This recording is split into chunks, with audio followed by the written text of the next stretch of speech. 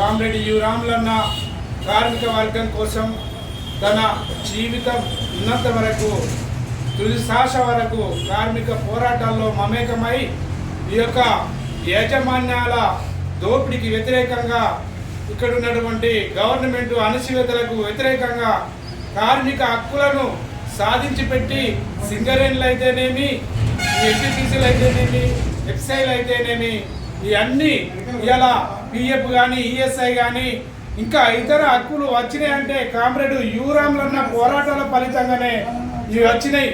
ఆ రోజు బొగ్గుగని కార్మికులకు అన్యాయం చేస్తున్న భిక్షమయ్యకు ఎదురు తిరిగి సమ్మెను కొనసాగిస్తేనే ఆ రోజు బొగ్గు గనులు నడవకుండా చేసిండు. ఆ రోజు కార్మిక హక్కులు వచ్చినాయి. అలాగే అరాచక భిక్షమయ్య మూట వాళ్ళు హత్య చేసి ఇలా ఈ బూటకు హత్యలను ఖండిస్తున్నాం. అలాగే ఏదైతే యు రాములన్న ఆశయాలను సిద్ధాంతాలను మేము ముందుకు తీసుకుపోదామని కార్మిక వర్గం కోసం ఆర్నిశలు కృషి చేస్తామని సందర్భంగా తెలియజేస్తాం. రాములన్న 22వ వర్ధంతి సభని నాడు జరుపుకుంటా ఉన్నాం. కామ్రేడ్ యు రాములన్న కార్మిక వర్గం కోసం సంఘటిత అసంఘటిత రంగంలో పనిచేస్తున్నటువంటి కార్మిక వర్గం కోసం వారి హక్కుల సాధన కోసం తన చివరి శ్వాస ఉన్నంత వరకు కూడా పోరాటం జరిగింది. కామ్రేడ్ యు రాములన్న లేని లోటు ఈనాడు పారిశ్రామిక ప్రాంతంలో స్పష్టంగా కనబడుతున్నటువంటి నేపథ్యం ఉన్నది. ఆర్ఎస్సీఎల్లో శ్రమ దోపిడీ జరుగుతూ ఉన్నది. ఎన్టీపీసీలో కనీస వేతనాలు అందడం లేదు.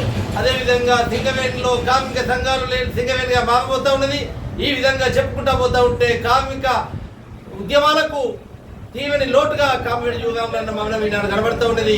కామ్రేడ్ యు రాములన్న ఆశయాలను ముందుకు తీసుకెళ్లి బలమైనటువంటి కార్మిక వర్గ పోరాటాలు నిర్మించడమే కామ్రేడ్ యు రాములన్నకు మనం ఇచ్చేటువంటి ఘనమైన నివాళి. ఈనాడు మోడీ ప్రభుత్వం అనుసరిస్తున్నటువంటి కార్మిక ప్రజా వ్యతిరేక విధానాలపైన కామ్రేడ్ యు రాములన్న అందించినటువంటి పోరాట స్ఫూర్తిని అందుకొని లేబర్ కోడ్ల వ్యతిరేకంగా బలమైనటువంటి కార్మిక పోరాటాలు నిర్మించాలని, కామ్రేడ్ యు రాములన్న ఆశయాలను ముందుకు తీసుకెళ్లాలని ఈ సందర్భంగా పిలుపునిస్తా ఉన్నాం.